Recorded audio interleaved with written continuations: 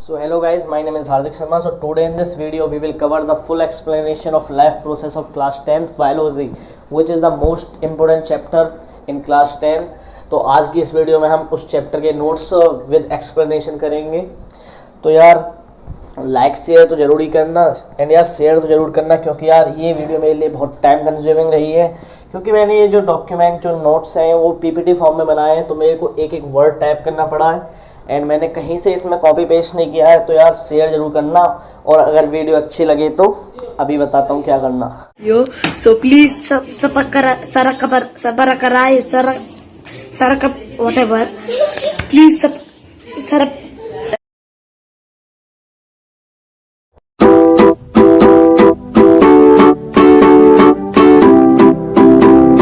सो यार ये रहे हमारे लाइफ प्रोसेस के नोट्स। सो ये रहे, पहले हमारे टॉपिक्स लिख रहे हैं यहाँ पे। पहले हम न्यूट्रिशन पढ़ेंगे, फिर autotrophic nutrition, heterotrophic nutrition, photosynthesis, nutrition in amoeba, nutrition in human beings, respiration, transportation, heart, transportation in plants, excretion human beings और प्लांट्स का। तो बेसिकली इसमें हम प्लांट्स और एनिमल्स के बारे में ही पढ़ेंगे। पहले हम प्लांट्स के बारे में पढ़ेंगे, फिर एनिमल्स के बारे में। तो यहाँ पे मैंने थोड़ा इंट्रोडक्शन दे दिया है, मेड बाय हार्दिक शर्मा, ये सब लिख रहा है यहाँ पे। तो ये यहाँ से हमारा मेन इसके नोट्स स्टार्ट हो गए, life process. So what is our life process? So all the processes which are necessary to maintain life in an organism are called life process. यानी कि सभी प्रोसेस जो नेसेसरी होती हैं हमारी लाइफ को मेंटेन करने के लिए, उन सभी को हम लाइफ प्रोसेस कहते हैं। जैसे कि फॉर एग्जांपल हमारा रिप्रोडक्शन हो गया, जैसे बर्ड हमारी फ्लाई कर रही हैं, ये हो गया। सो ये यहाँ पे जैसे birds flying, any kind of motion etcetera are known as life process. So our next topic is nutrition. So nutrition हमारा होता है mode of intake of food is called nutrition, and food in the form of carbohydrates, proteins, fat, vitamin, minerals. यानी कि वो mode जहाँ पे हम food को इनटेक यानी कि अपने शरीर में धारण करते हैं, उसको हम न्यूट्रिशन कहते हैं। और जो हम फूड अपने अंदर लेते हैं वो किस फॉर्म में होना चाहिए? वो होना चाहिए कार्बोहाइड्रेट के फॉर्म में, प्रोटीन, फैट्स, विटामिन, मिनरल्स। और जो ये तीन हमारे हैं स्टार्टिंग के फॉर्म्स, कार्बोहाइड्रेट, प्रोटीन, फैट्स, ये तीन मेन फूड ऐसे हैं यानी कि मिनरल्स ऐसे हैं जो हमें एनर्जी प्रोवाइड कराते हैं। यहाँ पे लिखा भी है these provide us energy. And इसके भी न्यूट्रिशन के दो टाइप होते हैं, एक होता है autotrophic nutrition and second one is heterotrophic nutrition. So what is our autotrophic nutrition? Those organisms which synthesis their own food are known as autotrophic nutrition। यानी कि जितने भी ऑर्गेनिज्म अपना खाना स्वयं बनाते हैं उन्हें हम ऑटोट्रॉपिक न्यूट्रिशन कहते हैं। इसके एग्जांपल हैं हमारे green plants, blue green algae. तो आप यहाँ पे पिक्चर में देख सकते हो ब्लू ग्रीन एल्गे आपने बहुत बार देखा होगा। जैसे कभी कभार गंदे नालों में आपने देखे होंगे बहुत छोटे छोटे ग्रीनिश कलर की डॉट डॉट आ जाती हैं, तो वो हमारा ब्लू ग्रीन एल्गे होता है। सो नेक्स्ट आगे बढ़ते हैं। सो अब हम पढ़ेंगे हमारा हेटरोट्रॉपिक न्यूट्रिशन। तो हेटरोट्रॉपिक न्यूट्रिशन क्या होता है देखते हैं। The mode of nutrition in which organism dependent on other for their food are known as heterotrophic nutrition. यानी कि ये न्यूट्रिशन का वो भाग है जिसमें ऑर्गेनिज्म जो होता है वो दूसरे पे डिपेंडेंट होता है, इसे ही हम हेटरोट्रॉपिक न्यूट्रिशन कहते हैं। इसके एग्जांपल हैं deer eating plants leaves as food. यानी कि डियर जो है वो प्लांट की लीव्स को खाता है, यहाँ पे प्लांट्स होगा मतलब एपोस्ट्रॉफी लग के, प्लांट्स लीव्स एज फूड। यानी कि प्लांट की जो पत्तियाँ होती हैं उसे वो अपने भोजन के रूप में खाता है। और tiger eating deer as food, यानी कि ये दोनों, डियर जो है वो प्लांट पे डिपेंडेंट है और जो टाइगर है वो फूड पे डिपेंडेंट है। तो ये हमारे हेटरोट्रॉपिक न्यूट्रिशन के एग्जांपल्स हैं। अब हम पढ़ेंगे टाइप्स ऑफ हेटरोट्रॉपिक न्यूट्रिशन। तो हमारे मेनली यहाँ पे तीन टाइप होते हैं, saprophytic nutrition, parasitic nutrition and last one is holozoic nutrition. So what is our parasitic nutrition? in which organism obtain food from decaying matter of dead plants, dead animals and rotten bread etc. यानी कि इसमें जो organism होते हैं वो decaying यानी कि सड़े हुए चीज़ों से अपना फूड गेन करते हैं, जैसे कि डेड प्लांट से, डेड एनिमल से, सड़े हुए ब्रेड से एट्सेट्रा। इसके एग्जांपल है हमारे फंगी और यीस्ट। यहाँ पे आप देख सकते हो ये फंगी है हमारा, ये देखो यहाँ पे ये पेड़ सड़ रहा है तो यहाँ पे ये मशरूम टाइप हो गए हैं, ये आपने देखा भी होगा गांव वगैरह में। और ये हमारा यीस्ट है। और अब आते हैं हम अपने पैरासाइटिक न्यूट्रिशन पे। In which organism derives its food from the body of another living organism. यहाँ पे ये बॉडी दिख रहा नहीं है, यहाँ पे बॉडी होगा। In which organism derives it food from the body of another living organism called host without killing it. यानी कि ये पैरासाइटिक न्यूट्रिशन में वो ऑर्गेनिज्म आते हैं जो अपना न्यूट्रिशन दूसरे जीव जंतु या फिर दूसरे ऑर्गेनिज्म से लेते हैं बिना उन्हें मारे, यानी कि वो उनका होस्ट होता है। जैसे राउंड वॉर्म हो गया, कस्कुटा हो गया, प्लाज्मोडियम हो गया। एक तरह से मॉस्किटो भी हो सकता है, क्योंकि मॉस्किटो भी हमें बिना मारे हमारा खून चूस के अपने खाने की पूर्ति करता है। तो बट आप पेपर में मॉस्किटो नहीं लिखेंगे, आप यही लिखेंगे। अब हमारा है लास्ट, होलोजोइक न्यूट्रिशन। आप सब वैसे इन सबको 7th क्लास 8th क्लास में पढ़ चुके हैं, फिर भी मैंने यहाँ पे मेंशन कर दिया। Holozoic nutrition is that nutrition in which organism takes complex organic food into its body by the process of ingestion. The ingested food is digested and then absorbed into the body cell of organism, e.g. human beings and most of the animals and also amoeba have a holozoic mode of nutrition. इसमें mainly ये बताया गया कि जितने भी organism हैं जो अपना फूड अपने शरीर के अंदर लेके उसे एब्जॉर्ब करते हैं, उसे डाइजेस्ट करते हैं, वो हमारे होलोजोइक न्यूट्रिशन में आते हैं। जैसे हमारे ह्यूमन बींग्स, जैसे हम हैं, हम अपना खाना शरीर के अंदर लेके मतलब एब्जॉर्ब करते हैं। एनिमल्स हैं, अमीबा ऑल्सो, अमीबा भी फैगोसाइटोसिस प्रोसेस के द्वारा अपने फूड को अंदर लेके जाता है। और फिर सीडोपोडिया, आपने सुना होगा सीडोपोडिया, वो नकली मुंह बना के फूड को अंदर लेके जाता है, फिर उसके बाद एब्जॉर्प्शन करके उसे बाहर निकाल देता है वेस्टेज को। अभी आगे यहाँ पे अगला टॉपिक न्यूट्रिशन एंड अमीबा। इसको पढ़ने से पहले अभी इसे शेयर कर दो यार भाई, आपको क्या बताऊँ ये कितना टाइम कंज्यूमिंग रहा है ये मैं ही जानता हूँ। मैंने कोई भी चीज़ यहाँ पे कॉपी पेस्ट नहीं की है, सारी एक एक वर्ड मैंने अपने हाथों से यहाँ पे लिखा है, एक्सक्लूडिंग पिक्चर्स, क्योंकि पिक्चर्स तो मेरे को गूगल से लेनी ही पड़ेगी।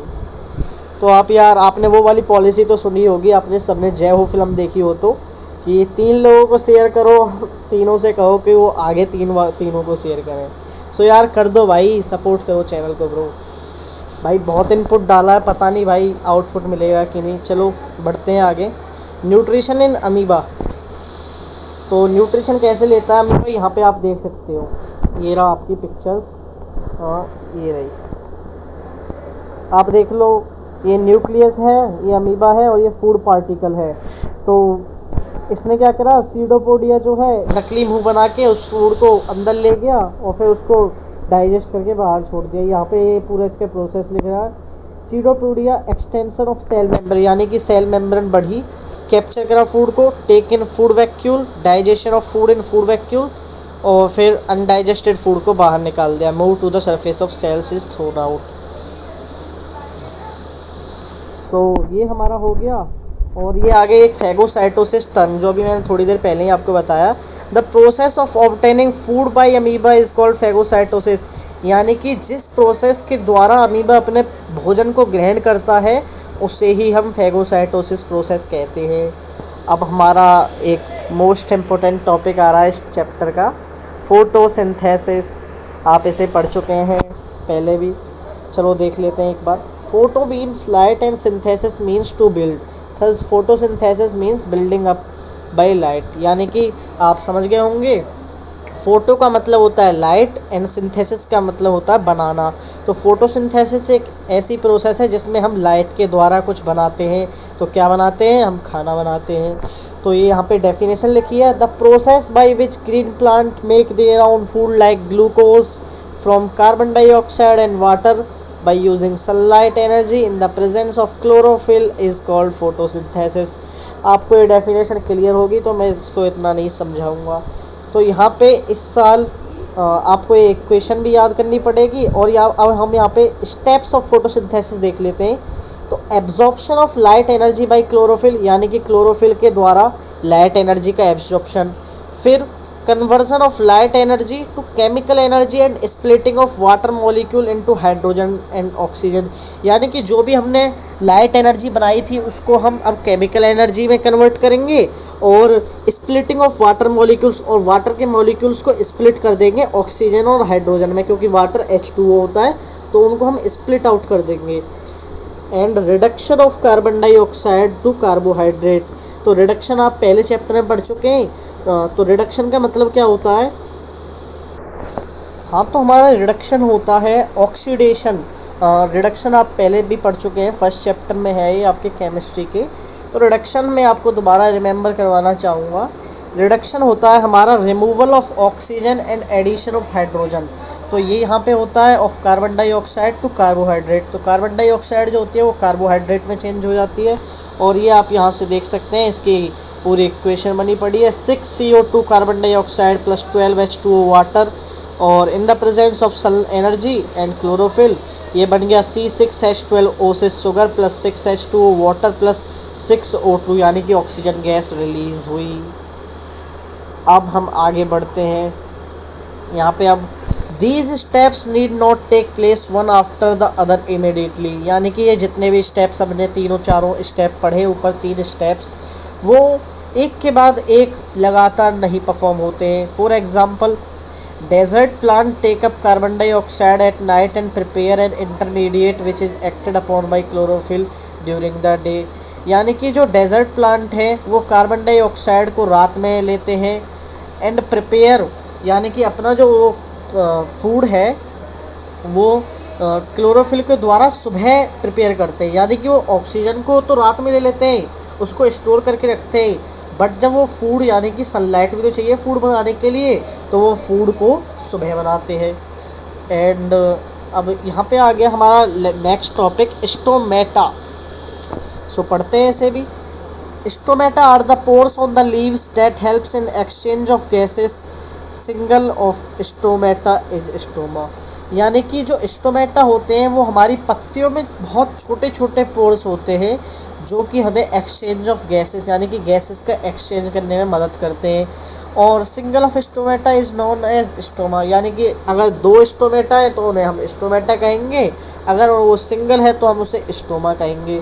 Second point is they are mostly found in under side of the leaf, यानी कि under side of the leaf का मतलब है जैसे सीधी पत्ती आपने देखी है तो ऊपर से सिंपल होती है, तो आप उसको नीचे से जब देखोगे वहाँ पे सबसे ज़्यादा प्रेजेंट होते हैं। And third point is each stomata is guarded by guard cells which controls the opening and closing of the pores, यानी कि प्रत्येक स्टोमेटा जो होता है वो हमारे गार्ड सेल से गार्डेड होता है जो कि हमारा opening and closing of the pore यानी कि ओपनिंग और क्लोजिंग ऑफ द स्टोमेटा इसको कंट्रोल करता है। कौन कंट्रोल करता है? Guard cells. अभी इसको बताया गया है कि कैसे कंट्रोल करते हैं। अब इसको पढ़ने से पहले यार सब्सक्राइब कर दो यार चैनल को, और यार अपने दोस्तों को भी शेयर कर देना अगर हो सके तो। और अगर मैंने कोई भी यहाँ पे आगे टॉपिक छोड़ा हो या फिर कुछ गलती की हो तो कमेंट सेक्शन में ज़रूर कमेंट करना, या फिर अपना फीडबैक आपको देना हो तब भी आप कमेंट सेक्शन में दे सकते हैं। सो यहाँ पे है अब आगे ईच स्टोमेटा, ये तो हो गया। यहाँ पे हमें पढ़ना था इसका एग्जाम्पल बताया गया कैसे। When water flows into the guard cell, they swell, become curved and cause the pore to open, यानी कि जब पानी गार्ड सेल्स के अंदर जाता है तो वो फूल जाते हैं और कर्व हो जाते हैं, जिससे कि हमारा पोर जो है वो ओपन हो जाता है और वाटर फ्लोज हो जाता है। जैसे कि आप यहाँ पे देख लो स्टोमेटा ओपन, ये रहा, ये फिगर देख रहे होंगे आप। ये जो फर्स्ट है वो हमारा न्यूक्लियस है, second chloroplast, third vacuole, fourth guard cell तो आप देख ही रहे हो, एंड सेल वॉल है ही फिर। तो ये यहाँ पे आप देख रहे हो ये यहाँ पे स्वेल होके कर्व हो गया, जिससे वाटर इसमें फ्लो हो गया अंदर। and cause the pore to open. And when the guard cell lose water, they shrink, become straight and close the stomata. और जब हमारा गार्ड सेल वाटर को लूज करता है तो वो पतला हो जाता है, जिससे वो स्टोमेटल पोर को क्लोज कर देता है. और यहाँ पे एक और इम्पोर्टेंट पॉइंट लिखा है, maximum transpiration occur in under side of leaves because number of stomata maximum. जैसे मैं आपको पहले ही बता चुका हूँ कि जो हमारा स्टोमेटा होता है वो under side of leaf present होता है, यानी कि पत्ती की उल्टी तरफ प्रेजेंट होते हैं सबसे ज़्यादा. तो वहीं से हमारी मैक्सिमम ट्रांसपिरेशन होती है लीफ की. तो यही इसमें बताया गया. अब यहाँ पे हमारा सेकंड टॉपिक आ जाता है, nutrition in human beings. I hope आपने अभी तक मैंने जितना पढ़ाया है वो आपको समझ में आ गया हो. तो अगर समझ में आ गया है तो ठोको ताली. अब यहाँ पे हमारा न्यूट्रिशन इन ह्यूमन बींग्स आ चुका है. The nutrition in human beings takes place through human digestive system which consist of alimentary canal and its associated glands.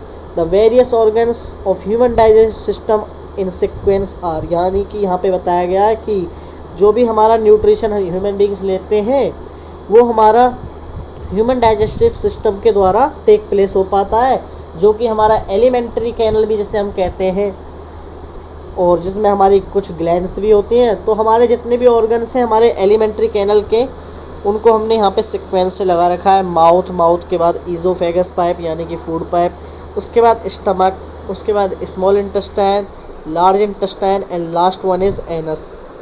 अब यहाँ पे हम वन बाय वन इन सब को एक्सप्लेन करते हुए इनके सब के बारे में पढ़ते हुए आगे बढ़ेंगे. So first topic is our mouth. ये यहाँ पे आप फिगर में देख पा रहे होंगे. The digestion of food begins in the mouth. इस पॉइंट में बताया गया है कि जो हमारा डाइजेशन है वो हमारा माउथ से ही स्टार्ट हो जाता है. तो देखते हैं कैसे होता है. The mouth cavity, buccal cavity जिसको हम कहते हैं, contains teeth, tongue and salivary gland. The teeth help in physical digestion by chew and grind it. Our tongue helps in mixing this saliva with food. यानी कि जो हमारा mouth होता है, माउथ कैविटी होती है, उसमें तीन चीज़ प्रेजेंट होती है. एक हमारे टीथ होते हैं, एक हमारी जीभ यानी कि टंग, और एक होती है सैलिवरी ग्लैंड. जो टीथ होते हैं वो हमारे फिजिकल डाइजेशन में काम आते हैं, यानी कि cutting and chewing of food.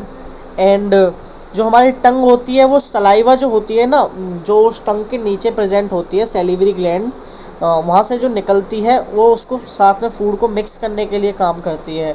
तो वो वहाँ पे इसका बताया गया. और सलाइवा तो आपको पता ही है, मिक्सिंग ऑफ फूड. तो यहीं से हमारा जो मिक्सिंग ऑफ फूड हुआ है, यहीं से हमारा माउथ में हमारा डाइजेशन स्टार्ट हो चुका है. अब हम थोड़ा सलाइवा के बारे में पढ़ लेते हैं. Saliva is a watery liquid so it wets the food in our mouth. इसमें तो कहीं डाउट नहीं है. So the wetted food can be swallowed easily. इसका मतलब क्या है स्वेलोड? यानी कि जब आप खाना खाते हो तो आपका खाना पेट में कैसे जाता है? आपके खाने के पैर तो है नहीं. तो वहाँ पे जो सलाइवा होती है वो मेन रोल प्ले करती है कि वो क्या करती है, वो खाने को गीला कर देती है, जिससे कि वो स्वेलोड ईजिली, यानी कि वो नीचे की तरफ जा सके आसानी से. और जो अभी आगे पढ़ोगे आप, जो स्वेलोड है ना, इसको हम कहते हैं पेरिस्टाल्टिक मूवमेंट. ये हमारे पूरे एलिमेंट्री कैनल में होता है. नहीं तो हमारे फूड के पहिए तो है थोड़ी है कि जो माउथ से ईजोफेगस पाइप में, फिर स्टोमक से जाके फिर लार्ज इंटेस्टाइन वगैरह आगे एनस तक जाएगा. वो एक पेरिस्टाल्टिक मूवमेंट होता है, वो पूरे थ्रू आउट द स्टमक होता है, sorry throughout the alimentary canal होता है, जिससे हमारा जो फूड है वो स्वेलोड हो पाता है एक ऑर्गन से दूसरे में. तो यहाँ पे यही बताया गया है कि वो हमारी सलाइवा जो होती है वो खाने को गीला कर देती है, जिससे कि हमारा खाना आसानी से नीचे जा सके. This saliva secretes from salivary gland. जो हमारी सलाइवा है वो सैलिवरी ग्लैंड से निकलती है. Which contains an enzyme called salivary amylase, जो कि हमारा सैलिवरी एमिलेज एंजाइम को कंटेन करती है. विच डाइजेस्ट द स्टार्च, कार्बोहाइड्रेट जैसे कहते हैं, present in food into sugar. यानी कि देखो यहीं से सिंप्लीफिकेशन होने लगा ना माउथ से ही फूड का, वो यहाँ पे बताया गया है. यानी कि हमारी जो सैलिवरी ग्लैंड्स है उसमें से सलाइवा निकलती है, जिसके अंदर एक एंजाइम प्रेजेंट होती है एमिलेज, और जो हमारे खाने में स्टार्च कार्बोहाइड्रेट प्रेजेंट होता है वो उसे शुगर में कन्वर्ट कर देती है. अब नेक्स्ट हमारा टॉपिक है ईजोफेगस यानी कि फूड पाइप. तो फर्स्ट पॉइंट है हमारा, the slightly digested food in the mouth is goes down the pipe food pipe is called oesophagus. ठीक है भाई, कोई दिक्कत नहीं। यानी कि जो भी हमारा अभी हल्का फुल्का डाइजेस्टेड फूड है वो हमारा माउथ के बाद फूड पाइप यानी कि ईजोफेगस में आ चुका है। The oesophagus carries food to the stomach by the peristaltic movement. आ गया ना, वही अभी मैंने बताया था। यानी कि जो ईजोफेगस पाइप होता है वो हमारा फूड को स्टमक तक ले जाता है पेरिस्टाल्टिक मूवमेंट के द्वारा। This movement pushes the food into the stomach and this movement occur through out the digestive system. यानी कि इसी मूवमेंट के कारण हमारा जो वो है फूड है वो हमारा ईजोफेगस पाइप से स्टमक की तरफ पुश होता है, और ये मूवमेंट हमारे पूरे एलिमेंट्री कैनल यानी कि माउथ से लेके एनस तक पूरे एलिमेंट्री कैनल में ऐसा ही होता है। अब हम आते हैं अपने अगले टॉपिक स्टमक पर। एंड यार मैंने इसमें अपना फुल एफर्ट डाला है, एक एक पॉइंट आपके लिए अच्छा बनाया है। तो यार मुझे नहीं लगता पूरे यूट्यूब पे कहीं इससे बेस्ट नोट्स होंगे, और अगर हैं तो भाई आपके लिए यूट्यूब खाली पड़ा है, आप वहाँ से भी देख सकते हैं। बाकी भाई मुझे तो लगता नहीं है। अब चलो हम स्टमक पे आते हैं। It is a J shaped organ present on left side of abdomen. यानी कि ये एक जे शेप्ड ऑर्गन होता है, जैसे कि आप फिगर में देख सकते हो। ये जे शेप्ड ऑर्गन होता है जो कि हमारे लेफ्ट साइड में प्रेजेंट होता है। Second point is the food is churned in stomach for about 3 hours। During this time food breaks down into smaller pieces. यानी कि जो हमारा फूड होता है ईजोफेगस पाइप के बाद वो हमारे स्टमक में 3 घंटे उसका डाइजेशन होता है, 3 घंटे वो churned होता है। During this time food breaks down into smaller pieces, और इसी दौरान हमारा फूड जो है वो स्मॉलर पीसेस में कन्वर्ट हो जाता है। And third point is the stomach secretes gastric juices. The gastric juices contains 3 substance HCl, pepsin and mucus. यानी कि जो हमारा स्टमक होता है वो हमारा गैस्ट्रिक जूसेस को सिक्रेट्स करता है, जो कि हमारे 3 होते हैं। एक है हमारा हाइड्रोक्लोरिक एसिड, एक है हमारा पेप्सिन जो कि एंजाइम है, and last one is mucus. अब इन तीनों के बारे में भी थोड़ा थोड़ा पढ़ लेते हैं। तो what is our hydrochloric acid?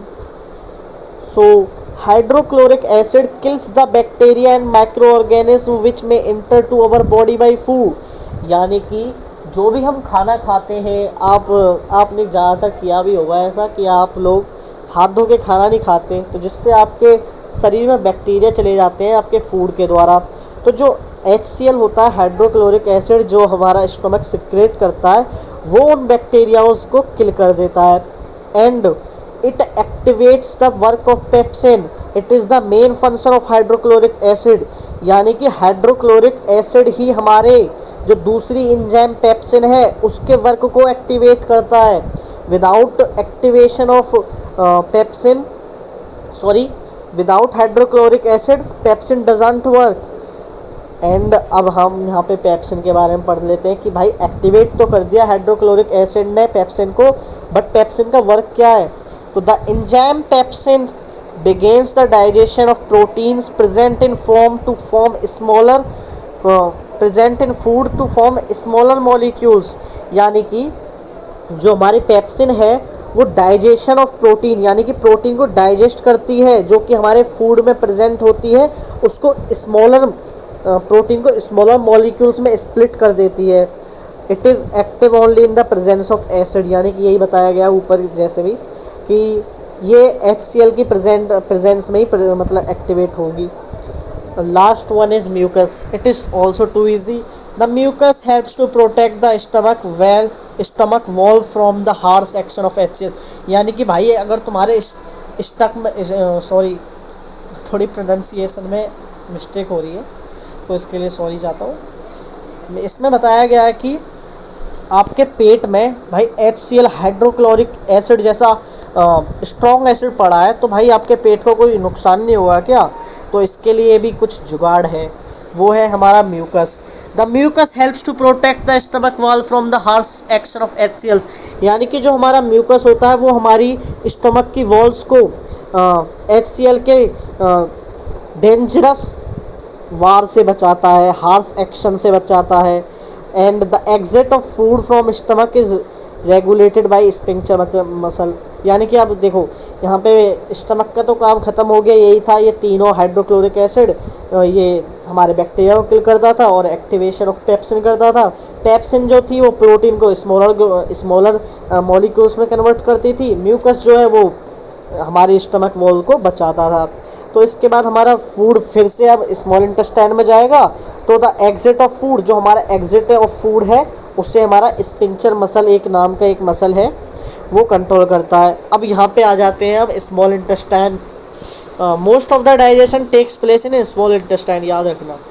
तो यहाँ पे पढ़ते हैं, फर्स्ट पॉइंट है the small intestine is the largest part of alimentary canal, यानी कि हमारी जो स्मॉल इंटेस्टाइन है वो हमारे एलिमेंट्री कैनल यानी कि पाचन तंत्र का सबसे लंबा पार्ट है, सबसे लंबा ऑर्गन है। It is about 6.5 metres long in an adult man, यानी कि ये 6.5 मीटर लंबी होती है एक युवक में। It is called small intestine because it is very no. तो बहुत से लोग सोचते हैं कि ये इतनी लंबी है तो ये इसको स्मॉल इंटेस्टाइन क्यों कहते हैं। इसको स्मॉल इंटेस्टाइन इसीलिए कहते हैं क्योंकि ये बहुत पतली होती है। And last point is the small intestine receives the secretion of 2 glands, liver and pancreas, यानी कि जो हमारी स्मॉल इंटेस्टाइन है वो स्टमक से तो फूड लेती है, जो वहाँ पे थोड़ा बहुत चर्न हुआ है मतलब पेप्सिन के द्वारा जो भी कुछ किया गया है स्टमक से तो आता ही है। बाकी 2 ग्लैंड से वो और सिक्रेशन लेती है, एक है हमारा लीवर और दूसरा है हमारा पेनक्रियाज। यहाँ पे आप देख सकते हो ये रहा हमारा लीवर और ये पेनक्रियाज, ये जो है येलो कलर में, ये हमारी स्मॉल इंटेस्टाइन। और मैं जो नोट्स प्रोवाइड करूँगा वो उस चैनल के डिस्क्रिप्शन में होंगे, नहीं तो मैं उसे कमेंट बॉक्स में भी डाल दूँगा। और अगर वो ओपन ना हो, बाई चांस अगर ओपन ना हो तो मैं अभी इसको ऐसे करके पढ़ा ही रहा हूँ, आप डायरेक्ट भी वीडियो को पॉज करके यहाँ से लिख सकते हैं। नहीं तो एक और मैं आपको बता देता हूँ, वैसे तो वो ओपन हो जाना चाहिए। अगर ना हो तो एक ऐप आता है पीपीटी नाम है उसका, आप उसको डाउनलोड कर लो। शायद पता नहीं कितने MB का है, 40 to 50 MB का है शायद, मैंने भी अभी डाउनलोड किया था। तो आप उसे डाउनलोड कर लो तो बिल्कुल आपको प्रॉब्लम नहीं आएगी, जैसे यहाँ पे है वैसे डिट्टो वहाँ पे नोट्स मिल जाएंगे आपको। तो बस आपको उसे डाउनलोड करना है, नहीं तो मैं यहाँ पे आपको बता ही रहा हूँ, तो आप वीडियो को पॉज करके भी देख सकते हैं। तो अब यहाँ पे हम देखेंगे कि लीवर और पेनक्रियाज का यहाँ पे क्या रोल होता है स्मॉल इंटेस्टाइन में। तो पढ़ते हैं, liver secretes bile juice which is greenish yellow liquid made in the liver and normally stored in gall bladder, यानी कि जो हमारा लीवर है वो बाइल जूस सिक्रेट करता है जो कि हमारा ग्रीनिश येलो कलर का होता है। बहुत बार से MCQ में पूछ लिया जाता है कि बाइल जूस का कलर क्या होता है, तो वो होता है हमारा ग्रीनिश येलो लिक्विड, जो कि हमारा लीवर में बनता है और वो स्टोर कहाँ होता है, गॉल ब्लैडर में। ये रहा हमारा लीवर, देख लो आप पिक्चर के द्वारा, मैंने एक पिक्चर इसमें डाली है जिससे, और ये ग्रीन दिख रहा है ग्रीन कलर का, ये हमारा गॉल ब्लैडर है, यहाँ पे स्टोर्ड होता है ये, ठीक है। Bile juice contains convert acidic food came from stomach into alkaline, यानी कि जो हमारा बाइल जूस होता है वो हमारा एसिडिक फूड जो हमारा स्टमक से आया है उसे एल्कलाइन बनाता है, यानी कि बेसिक बनाता है। यानी कि HCl के हार्श रिएक्शन से तो जो हमारा फूड होगा वो एसिडिक बन जाएगा, तो उसे बैलेंस करने के लिए वो हमारे फूड को एल्कलाइन यानी कि बेसिक बनाता है। एंड बाइल सॉल्ट्स जो होता है, bile salts break fat into small globules, यानी कि जो बाइल सॉल्ट होता है वो फैट के बड़े बड़े ग्लोब्यूल्स को स्मॉल ग्लोब्यूल्स में कन्वर्ट कर देता है। और अब यहाँ पे हम पेनक्रियाज के बारे में पढ़ेंगे। पेनक्रियाज सिक्रेट्स, पेनक्रियाज भी यहाँ पे सिक्रेट्स करती हैं 3 चीज़ें, लिपाज, ट्रिप्सिन, एमिलेज। अभी आपको थोड़ा कन्फ्यूजन लग रहा होगा अगर आपने ये पहली बार चैप्टर पढ़ा है, क्योंकि आप कहोगे यार क्या क्या है ये, कि स्टमक क्या कंटेन करता है, सलाइवा क्या कंटेन करती है, अब ये पेनक्रियाज आ गया। तो बस आप एक बार इसे पढ़ लो, फिर एक बार अगर आप NCERT रीडिंग कर लोगे तो ख़त्म है भाई, चैप्टर ख़त्म। तो हम पढ़ते हैं यहाँ पे लिपाज का वर्क क्या होता है। Digest emulsified fat and convert fat into fatty acid and glycerol, यानी कि जो हमारी लिपाज होती है वो हमारा जो अभी बाइल सॉल्ट ने ये स्मॉल ग्लोब्यूल्स मतलब फैट के बड़े बड़े ग्लोब्यूल्स को छोटों में कन्वर्ट किया है वो उसको इमल्सिफाइड फैट को फैट इनटू उसको फैटी एसिड में कन्वर्ट कर देता है, यानी कि जो भी छोटे छोटे ग्लोब्यूल्स है उसको फैटी एसिड और ग्लिसरॉल में कन्वर्ट कर देता है। और हमारे ट्रिप्सिन का वर्क है digest proteins and convert into amino acid. जो हमारा ट्रिप्सिन है वो प्रोटीन को डाइजेस्ट कर लेता है और एमिनो एसिड में कन्वर्ट कर देता है। और जो हमारा एमिलेज है वो कार्बोहाइड्रेट को ग्लूकोज में कन्वर्ट कर देता है। आपको समझ आ गया होगा। अब यहाँ पे एक और इम्पोर्टेंट पॉइंट लिखा हुआ है, digested food is taken up by the walls of the intestine. The inner lining of small intestine has numerous finger like projection called villi. यानी कि जो हमारी स्मॉल इंटेस्टाइन है उसकी इनर लाइनिंग पे हमारी फिंगर लाइक प्रोजेक्शन जिसे हम विली कहते हैं वो प्रेजेंट रहती है। बहुत बार इसे भी एमसीक्यू में पूछ लेता है कि विल्ली का क्या मतलब शेप कैसा होता है, तो finger like projection which increases the surface area of absorption. यानी कि ये जो फिंगर लाइक प्रोजेक्शन है वो हमारी सरफेस एरिया एब्जॉर्प्शन के सरफेस एरिया को इंक्रीज कर देती है। देखो अगर आप यहाँ पे इस फिगर में देखो, अगर ये विली जो है अगर हमारी स्ट्रेट होती तो ये इतना एरिया नहीं कवर कर पाती, और अगर ये देखो कर्व शेप में है तो ये कितना ज़्यादा एरिया कवर कर रही है। जैसे आपने सेल चैप्टर में पढ़ा होगा पिछली साल, माइटोकॉन्ड्रिया, उसका भी कुछ ऐसा ही सिस्टम होता है, वो भी मतलब कर्व्ड रहती है तो जिससे वो ज़्यादा सरफेस एरिया कवर कर पाती है। तो ऐसा ही विल्ली में ये भी सरफेस एरिया को कवर करती है जिससे एब्जॉर्प्शन हाई हो, which increases the surface area of absorption. The villi are richly supplied with blood vessels which take the absorbed food to each and every cells of the body. यानी कि जो हमारी Willie होती है वो हमारी blood vessel से connect होती है, जो कि हमारे जो भी डाइजेशन हुआ है फूड का वो हमारे ब्लड वेसल्स के थ्रू पूरी बॉडी में के सेल्स में फैला जा सके। देख लो, आपको एक और फोटो देख लो इसकी विली की, देख लो कितने फिंगर लाइक प्रोजेक्शन है, कितनी सारी है। अब यहाँ पे आता है लार्ज इंटेस्टाइन, और इसके बाद है ना फिर हमारा human digestive system part finish. हाँ, large intestine, the undigested food from small intestine goes down to large intestine where most of the water from the undigested food is absorbed. यानी कि जो भी अब हमारा अनडाइजेस्टेड यानी कि वेस्ट ही समझ लो, वेस्ट जो भी हमारा फूड है वो अब लार्ज इंटेस्टाइन में जाता है, जहाँ पे इसका भी एक मेन वर्क है, जहाँ पे उस फूड में से मैक्सिमम वाटर जो है वो एब्जॉर्ब कर लिया जाता है। Most of the water from undigested food is absorbed, यही इसका मेन काम होता है। और फिर उसके बाद वो फूड एनस में चला जाता है जहाँ से रिमूव हो जाता है, यही है एनस का भी। The undigested food remove from body via ये एनस। अब यहाँ पे हमारा डाइजेशन ऑफ कंप्लीट हुआ है। I hope you all understand these topics, and if you so please share this video to your friends। तो अब यहाँ पे हम पढ़ने जा रहे हैं respiration, which is the most important topic of this chapter।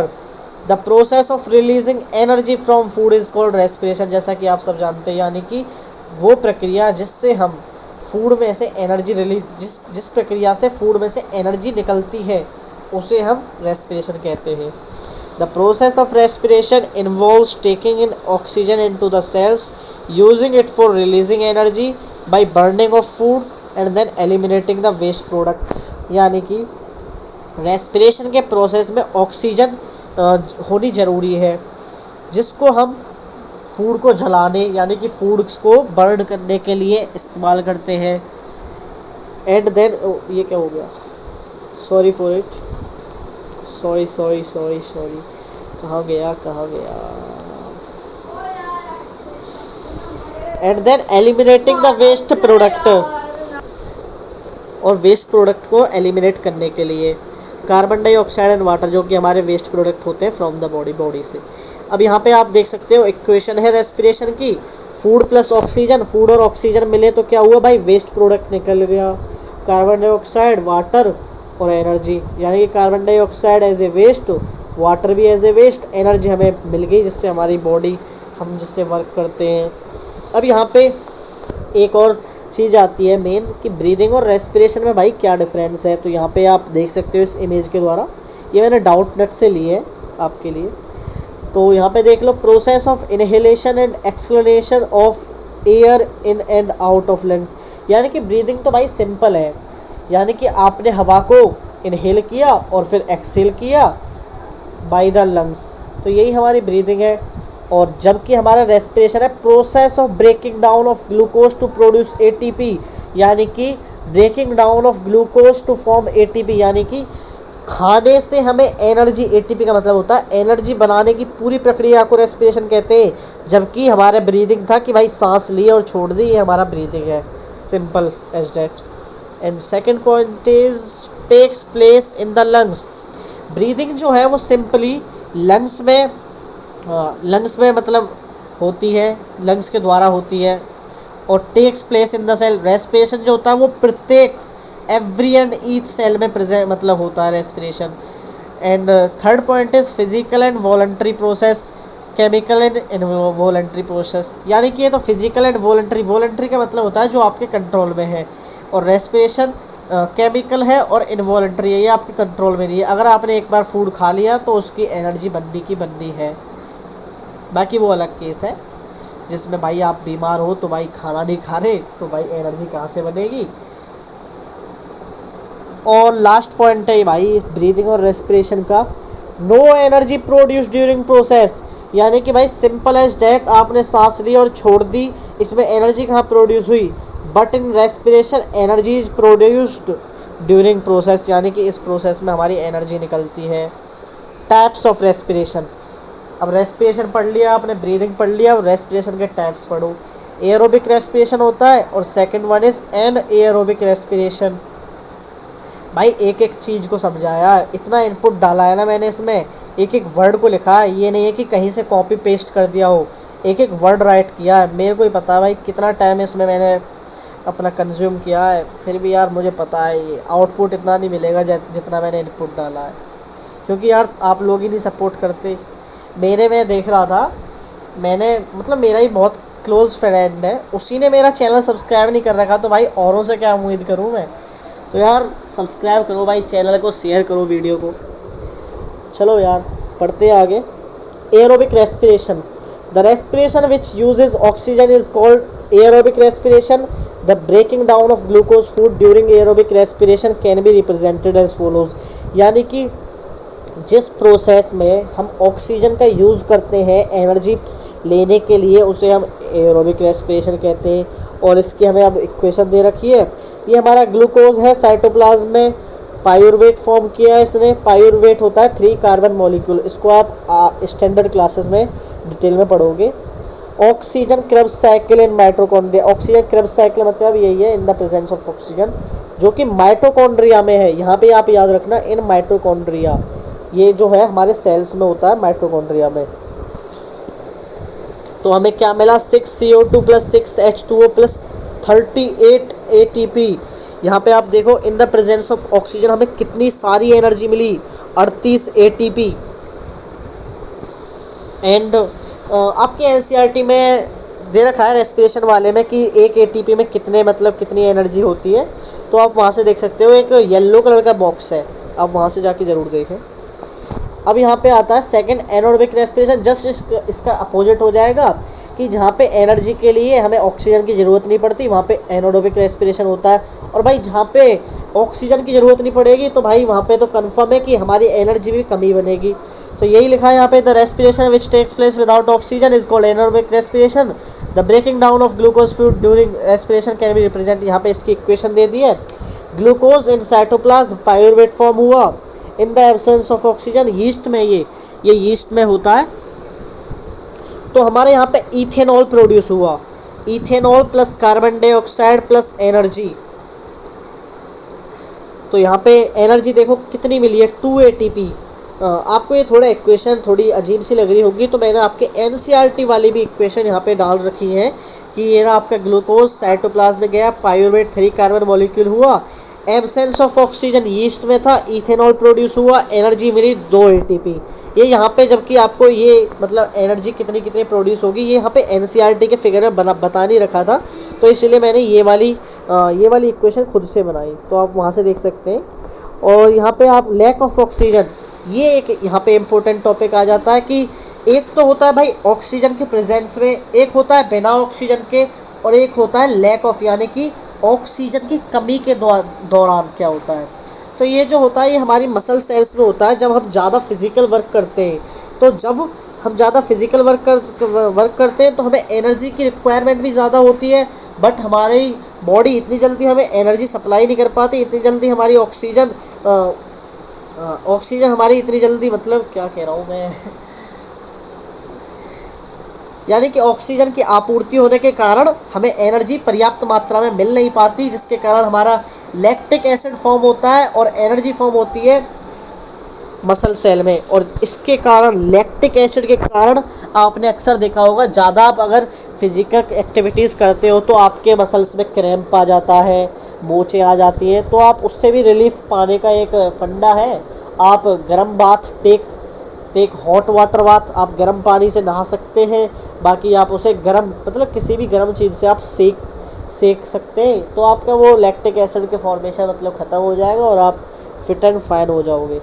और यही थर्ड पॉइंट दे रखा है, presence of oxygen, CO2 plus water plus energy. Presence of oxygen में सबसे ज़्यादा ATP यानी कि एनर्जी निकलती है 38 ATP। अब यहाँ पे एरोबिक और एनाएरोबिक रेस्पिरेशन का डिफरेंस बताया गया है। It takes place in the presence of oxygen. It takes place in the absence of oxygen. In aerobic respiration, complete oxidation of glucose take place. और यहाँ पे है in anaerobic respiration, the glucose molecule is incompletely oxidized. यानी कि जो हमारा aerobic respiration होता है उसमें ग्लूकोज कम्प्लीटली ऑक्सीडाइज्ड हो जाता है, कम्प्लीटली उसमें से एनर्जी ले ली जाती है। बट एनाएरोबिक रेस्पिरेशन में क्या होता है, मॉलिक्यूल जो होते हैं वो इनकम्प्लीट ऑक्सीडाइज्ड हो पाते हैं। और एरोबिक रेस्पिरेशन में हमारा एंड प्रोडक्ट निकलता है CO2 एंड वाटर, जो कार्बन डाइऑक्साइड और पानी निकलता है। और इसमें निकलता है इथेल एल्कोहल और लैक्टिक। इसमें देखो आपने बताया मैंने अभी, इथेनॉल निकलता है एक, देखो एब्सेंस ऑफ ऑक्सीजन इथेनॉल भी हो जाता है, लैक्टिक एसिड भी होता है, तो वो यहाँ पे बताया गया है। एंड प्रोडक्ट आर ईथर, यहाँ पे ये होगा इथेनॉल होगा, इथाइल लिख दिया गलती से, इथाइल एल्कोहल, इथेनॉल होगा शायद यहाँ पे, और lactic acid and CO2 release होती है। और फोर्थ ये है यहाँ पे main point, lot of energy is liberated 38 ATP और relatively small energy is liberated 2 ATP। यहाँ पे देखो कितना बड़ा डिफरेंस है, 36 ATP का डिफरेंस है। अब भाई रेस्पिरेशन इन प्लांट्स आ गया। भाई वीडियो पूरी देखना भाई, लास्ट में एक मोस्ट इम्पोर्टेंट टिप देना चाहूँगा भाई। मुझे पता आप लोग सभी जानते हैं उस टिप को, बट यार सुनना ज़रूर, स्किप मत करना वीडियो को। अब यहाँ पे आ गए respiration in plants. Like animals, plants also need energy, the plants get this energy by the process of respiration. ठीक है भाई, कोई दिक्कत नहीं। First point is all the parts of plant like roots, stem and leaves perform respiration individually. यानी कि जितने भी प्लांट के पार्ट होते हैं, जैसे रूट हो गया, स्टीम हो गया, लीव्स हो गए, ये सारे रेस्पिरेशन परफॉर्म करते हैं अलग अलग, अपने अपने मतलब अपनी अपनी रेस्पिरेशन परफॉर्म करते हैं। कि भाई मैं स्टीम हूँ, मैं अपनी रेस्पिरेशन परफॉर्म करूँगा, लीफ अपनी करेगी और रूट अपनी करेगी। On the other hand an animal perform respiration as a single unit. और दूसरी तरफ हम देखें, जैसे हम एनिमल हैं और मतलब हम ह्यूमन बीइंग्स हैं और बाकी एनिमल्स को देखें, वो क्या करते हैं एक साथ ही पूरी मतलब उनकी बॉडी एक बार में ही रेस्पिरेशन कंप्लीट करती है। जबकि जो हमारे प्लांट है उसके सारे ऑर्गन्स, जैसे मेन ऑर्गन्स होते हैं स्टीम, लीफ, रूट, वो तीनों अलग अलग इंडिविजुअली अपना रेस्पिरेशन परफॉर्म करते हैं। तो यहाँ पे अब सेकेंड पॉइंट देखते हैं, the respiration in plants occurs at a slow rate, on the other hand the respiration in animals occurs at a much faster rate. कोई दिक्कत नहीं भाई। अब रेस्पिरेशन इन रूट्स, इसको पढ़ लेते हैं भाई। मुझे नहीं लगता यार इन नोट्स को सही से पढ़ने के बाद आपको कहीं किसी क्वेश्चन में डाउट रहेगा भाई। मैंने बहुत यार क्या कहूँ, चलो पढ़ते हैं। Respiration in roots, the roots of a plant take the oxygen required for respiration from the air present in between the soil particle by the process of diffusion. यानी कि जो हमारी रूट होती है वो ऑक्सीजन को कैसे लेती है, यहाँ पे बताया गया है। The root of the plant take the oxygen required for respiration from the air present in the between. यानी कि जितनी भी हमारे मतलब रूट्स जो है वो रेस्पिरेशन के लिए ऑक्सीजन हमारी सॉइल से लेती है by the process of diffusion process के द्वारा। Oxygen diffuses into root hairs and reaches all the other cell. यानी कि जो हमारी ऑक्सीजन होती है, जो हमारी रूट में प्रेजेंट होती है, वो हमारे रूट हेयर्स से डिफ्यूज़ हो जाती है। ये आपको देखो फिगर में दिख रहे होंगे, ये है हमारी रूट हेयर्स, ये जो छोटे छोटे बाल टाइप के दिख रहे हैं ये हमारे सॉइल पार्टिकल्स है, बाकी ये तो रूट है। And reaches all the other cells of the root for respiration.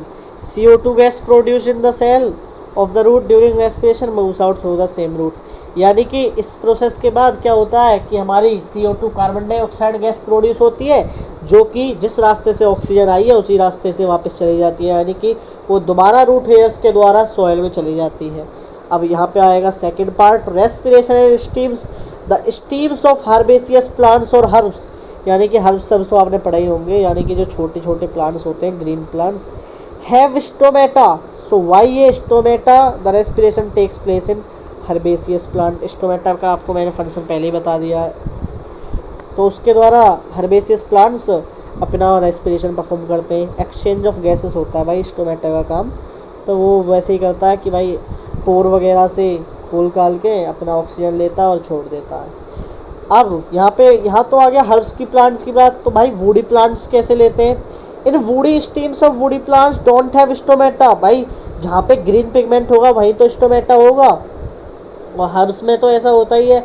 और जहाँ भाई वुडी स्टीम है, जैसे हमारी बार्क ऑफ ट्री वगैरह हो गई, ट्री मतलब नीम का पेड़ हो गया, उसमें वो कैसे करेगा? तो in woody stems of wood plant don't have stomata. In woody stems the bark has lenticels. जो हमारी छाल होती है उसके अंदर लेंटिकल्स होते हैं गैसेस एक्सचेंज के लिए। तो ये आपको यहाँ पे मैं दिखाता हूँ लेंटिकल्स क्या होते हैं। ये देखो, ये है हमारा एक वुडी प्लांट, दिख रहा है आपको? ये इसमें से छोटे छोटे ये छेद हो रहे हैं, ये हमारे लेंटिकल्स, ये ऐसे टूटे हुए होते हैं। देखो ये यहाँ पे इसका अंदर का डायग्राम है, इसके द्वारा वो अपने गैसेस एक्सचेंज करते हैं। अब एक मोस्ट इम्पोर्टेंट पॉइंट यहाँ पे दे रखा है, respiration in leaves occur during the day time as well as at night. यानी कि जो रेस्पिरेशन होता है लीव्स में, वो डे के साथ साथ रात में भी होता है। अब भाई रेस्पिरेशन इन ह्यूमंस पे आ गए। ओहो, it is also too important topic. भाई इसमें ये पूरा चैप्टर ही इम्पोर्टेंट है, और भाई लेंदी भी चैप्टर है, तो भाई थोड़ी बहुत तो वीडियो लंबी होगी। The main organs of human respiratory system are knows, nasal passage, nasal cavity जिसे भी कहते हैं, trachea, bronchi, lungs and diaphragm. तो ये इसके मेन ऑर्गन है। अब इनको भी डिटेल में पढ़ लेते हैं। Nose, our nose has 2 holes it in which are called nostrils. यानी कि हमारी नाक में 2 होल होते हैं जिन्हें हम नॉस्ट्रिल्स कहते हैं। Nostrils, there are 2 nostrils which converge to form a nasal passage. The inner lining of nostril is lined by hairs and remain wet due to mucus secretion.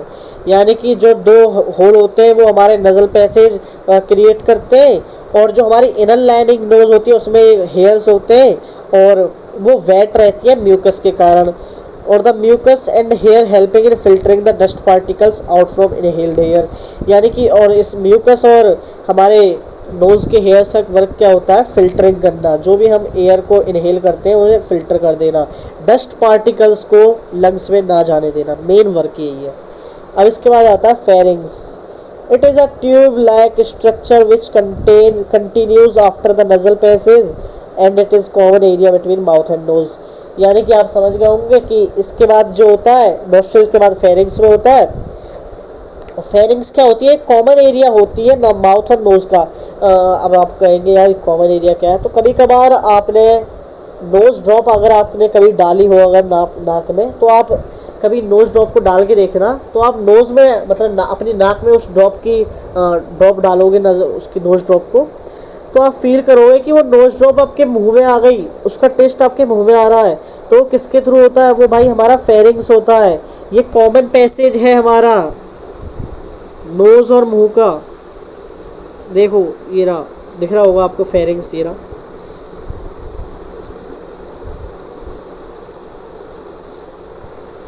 बहुत बार ऐसा होता है, आप देखना, आप नाक में कुछ भी अगर पानी भी चला जाए तो आप देखना वो मुंह में आ जाता है क्योंकि ये दोनों इंटरकनेक्टेड होते हैं फेरिंग्स के द्वारा। अब यहाँ के बाद आते हैं लेरिंग्स। लेरिंग्स तो आप जानते हो, आपने 8th क्लास में ही पढ़ा है, जो कि लड़कों में वॉइस बॉक्स भी होता है जिसे कहते हैं। This part come after pharynx and it is known as voice box. Voice box ये आप दिखाता हूँ आपको जूम करके, ये रहा हमारा लेरिंग्स वॉइस बॉक्स। एंड अब ट्रैकिया क्या होती है भाई? It is tube which is commonly known as wind pipe, यानी कि ये वो ट्यूब होता है जिसे हम विंड पाइप कहते हैं, जहाँ से हमारी सांस जाती है। The air coming from nostrils during breathing passes through trachea, यानी कि जो भी हमारी हवा एयर के द्वारा नोस्ट्रिल से द्वारा आई है वो हमारे ट्रैकिया के द्वारा पास होती है। और ट्रैकिया डज नॉट कोलैप्स। अब आप सोचोगे यार ये ट्रैकिया फिर आपस में चिपकती क्यों नहीं है? तो भाई ये इसलिए नहीं चिपकती है, आप देख लो ट्रैकिया, क्योंकि ये कार्टिलेज एक मसल होता है सी शेप्ड, उससे बनी होती है, जिससे देखो अभी दिखाता हूँ। Does not collapse even when there is no air, यानी कि आप सोचते होंगे यार एयर नहीं है फिर भी ये चिपकती क्यों नहीं जाती गले की मतलब दोनों इसकी वॉल्स चिपक क्यों नहीं जाती? In it because it is supported by soft bones called cartilage. बहुत बार क्वेश्चन आ जाता है कि भाई ट्रैकिया किससे बनी होती है? तो कार्टिलेज। तो उसका फंक्शन क्या होता है कि कार्टिलेज का फंक्शन ये होता है कि वो उसको कोलैप्स नहीं होने देता, उसको आपस में चिपकने नहीं देता। तो यही इसका मेन फंक्शन है। अब आते हैं ब्रोंकाई के पास। A pair of bronchi comes out from the trachea with one bronchus going to each lung, यानी कि ये आप यहाँ पे फिगर में देख सकते हो कि ये ट्रैकिया जो है वो स्प्लिट हो गई ब्रोंकाई में, और ब्रोंकाई जो है वो ब्रोंकस में स्प्लिट हो गए, जो कि हमारे एक एक लंग में जा रहे हैं। देखो आप यहाँ पे देख लो, ये यहाँ से ये ट्रैकिया है, यहाँ पे जो देखो ब्रोंकाई लिख रहा है, ये ब्रोंकाई यहाँ पे स्प्लिट हो गए और ये ब्रोंकियोल्स है। तो यही है यहाँ पे बताया गया है कि लंग्स में मतलब चले जाते हैं। अब ब्रोंकियोल्स क्या होता है? अब bronchioles divides into branches and सब ब्रांचेस इनसाइड द लंग, यानी कि जो हमारी अभी ब्रोंकाई से ब्रोंकियोल्स बनी वो अब और डिवाइड हो जाती है लंग्स में जाके। देखो आप ये छोटे छोटे आप देख रहे होंगे यही, तो यहाँ पे ब्रोंकियोल्स भी हो गया। अब यहाँ पे आता है एल्वियोली। एल्वियोली भाई क्या होता है? जो ब्रोंकियोल्स का लास्ट में जहाँ पे ब्रोंकियल्स एंड होती है वहाँ पे ये एल्वियोली होते हैं। ये आपको यहाँ पे जूम करके दिखाया गया, ये आपके एनसीईआरटी का ही फिगर है, आपने देखा होगा। These are air sacs. अब यहाँ पे एल्वियोली को पढ़ लेते हैं भाई, ये बहुत इंपॉर्टेंट है इसमें। These are air sacs present at the end of bronchioles, जैसे मैंने आपको बताया कि ये ब्रोंकियोल्स के लास्ट में प्रेजेंट होता है। It is in alveoli where gases exchange takes place, यानी कि वो एल्वियोली है जहाँ पे ह्यूमन रेस्पिरेशन टेक प्लेस होता है। और अब यहाँ पे इसके स्ट्रक्चर के बारे में बताया जा रहा है। It is balloon like structure, देखो आप देख भी रहे हो ये बलून लाइक स्ट्रक्चर है। whose walls are very thin and surrounded by blood capillaries which the exchange of oxygen and carbon dioxide takes place by hemoglobin, यानी कि जो हमारी एल्वियोली है वो देखो मैं आपको पूरा प्रोसेस बताता हूँ। आपने नोस्ट्रिल से इनहेल की ऑक्सीजन, ट्रैकिया से जाके वो ब्रोंकियोल्स में गई, फिर ब्रोंकियोल्स से एल्वियोली तक आ गई, कोई प्रॉब्लम नहीं है। उसके बाद क्या होता है, ये जो एल्वियोली होती है वो ये ब्लड कैपिलरी से कनेक्ट होती है। तो ब्लड कैपिलरीज से कनेक्ट होती है तो ये एक्सचेंज ऑफ गैसेस करती है। कैसे करती है कि भाई ये ब्लड से तो ऑक्सीजन लेती है और जो हमने कार्बन डाइऑक्साइड इनहेल किया है वो कार्बन डाइऑक्साइड दोबारा ब्लड में छोड़ देती है।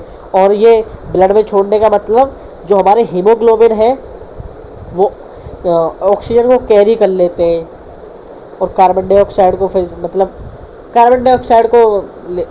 यार कैसे बताऊँ आपको, where the exchange of oxygen carbon dioxide, यानी कि हीमोग्लोबिन यहाँ पे मेन रोल प्ले करते हैं एक्सचेंज ऑफ गैसेज। हीमोग्लोबिन यहाँ पे ऑक्सीजन कैरी कर ले जाते हैं और कार्बन डाइऑक्साइड, उल्टा बोल दिया मैंने, कार्बन डाइऑक्साइड ले जाते हैं और ऑक्सीजन यहाँ पे इनको कैरी करके दे जाते हैं एल्वियोली को, जिससे हमारी यहाँ पे रेस्पिरेशन कंप्लीट हो जाती है। Please note that the lungs always contain a residual volume of air so that there is sufficient time for oxygen to be absorbed into the blood and for the carbon dioxide to be released from the blood। वही बताया गया कि भाई हमारे जो lungs होते हैं वो हमेशा कुछ ना कुछ वॉल्यूम ऑफ एयर हमेशा अपने पास रखते हैं। ऐसा क्यों करते हैं भाई?